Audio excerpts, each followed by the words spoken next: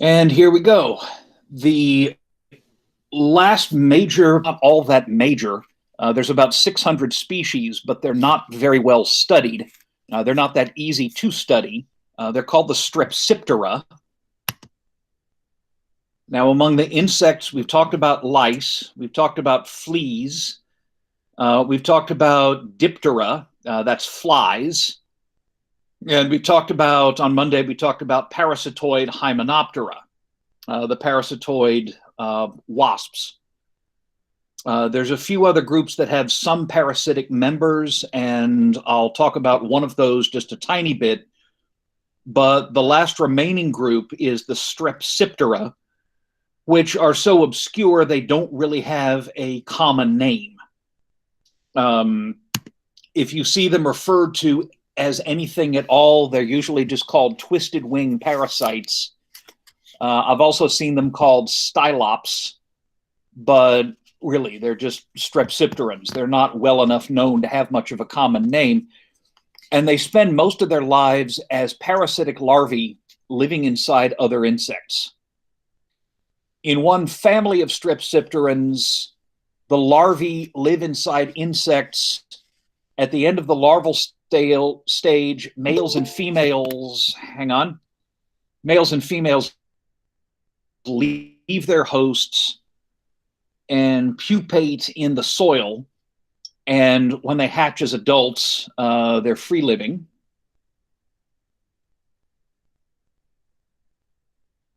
Okay, we're admitting somebody here. Okay, I think that's everybody. There. Strepsiptera in one family, they will live as parasites inside insect hosts as larvae, leave the host as larvae, pupate in the soil, and then emerge as adults and mate. But in the other family, females spend their entire lives as giant parasitic larvae. In evolution, there's actually several technical terms for this, but the commonest term is neoteny, Neoteny. That's the retention of juvenile or larval features in an adult. So if adults of one species look like larvae of their relatives or have some larval features of their relatives, we'd call that neoteny. And in stylopid strepsipterans, this is taken to an extreme. The females spend their entire lives as these giant larvae that protrude right out of the host's body. Males develop inside other insects as larvae. They form pupas inside the host, and then they come bursting out of the host body as adults. They can fly. They've got wings, but they can't feed, and they've only got a few hours to find a female and mate with her. While the female is a giant sexually mature larva sticking out of the body of her host. So there's an adult male. The wings that you see, that's the rear pair of wings. Flying insects have two pairs of wings. You can see this in dragonflies, butterflies, things like that. In flies, the front pair of wings is the flying wings, and the rear pair has become balance organs called halteres. In strepsipterans, this is reversed. The halteres are up in front. They're those things sticking off the body that look a little bit like clubs or maybe bowling pins, just in front of the wings themselves, which are the second pair, the rear pair. The mouth parts have been modified into sensory organs because these don't feed. And they've got these very distinctive eyes with very few but very large lenses, looking a little bit like somebody stuck a raspberry or a blackberry onto the face of a strepsipteran. I don't know if you can see that with perfect clarity, but the eyes superficially resemble the eyes of certain trilobite fossils, one of my favorite fossil groups, if you know me. So that's an adult male. And once he emerges from his insect host, he only has a couple of hours to find a female who looks like this. That's the butt end of probably a paper wasp.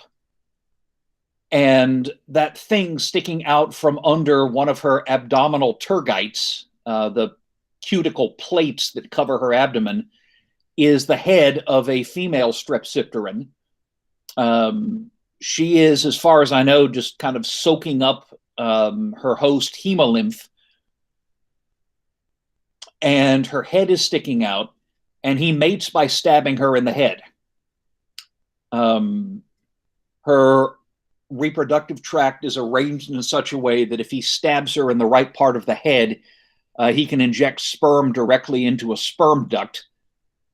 This is called hypodermic insemination, or more generally, it's called traumatic insemination. And a fair number of insects do this, and a fair number of, some flatworms have been known to do this, injecting sperm into the female by stabbing her. Good reason to be grateful you're not a Strepsipteran. Another group is one I guess I should include at some point, but because they count as micropredators, I should have thought to include these bedbugs, which I believe belong to the true bugs, or Hemiptera. They're not any of the groups that we've talked about, but those are certainly micropredatory parasites. And that's another one where the male inseminates the female by stabbing her. And the female has actually evolved a sperm receptacle under her cuticle at the point where the male stabs her, because life is weird. In some species, you can have multiple females coexisting inside the same host, sticking their vestigial heads out. I'm told that in a severely parasitized insect, up to 90% of the volume of the abdomen may be taken up by Strepsipterans. So he fertilizes her eggs. The eggs develop inside the mother's body and hatch into larvae called either planidium larvae or triungulins. Triungulin means 3 claws because they have triple claws on the feet. This is a couple of different species of triungulin larvae, and they eat mommy from the inside out. And you thought your mother was trying to lay guilt trips on you. I work so hard, and what do you do? The larvae eat mom, emerge from the host, and start actively searching for a new host. Some of the more successful species of Strepsipteran are parasites of nest builders. So there, for example, is a triungulin larva of a species called Xenos vesparum. This is a parasite of paper wasps, and paper wasps build nests, so it's fairly straightforward for these larvae to find new hosts. All they have to do is crawl around in the nest, and eventually they will encounter a new host, burrow into that host, and start developing within the host, molting several times within the host. And round goes the great circle of life. It's been speculated that some of these might be useful for biological control of insect pests, but nobody's yet succeeded in doing that, probably because there are other options that are easier to work with. But still, I guess it's possible that we could someday work out a way to control pest species with Strepsipterans. For a long time, we didn't know where Strepsipterans belonged on the tree of life. It had been suggested that they are most closely related to the true flies. The latest finding seems to be that they're most closely related to beetles. And it may be significant that beetles in two different families also produce triungulin larvae that are parasites, or probably parasitoids is a better way of putting it, as adults. Up at the top, that is a meloid, or a blister beetle. Incidentally, blister beetles are called that because they secrete a compound that's very irritating to the skin. One particular species of blister beetle is affectionately known as Spanish fly, because the compound it secretes is allegedly an aphrodisiac, although what it will actually do is cause severe skin irritation and blistering, which I guess does count as stimulation, but probably not the kind that anybody actually wants. So yeah, there is such a thing as Spanish fly. It's the secretion of one of these beetles.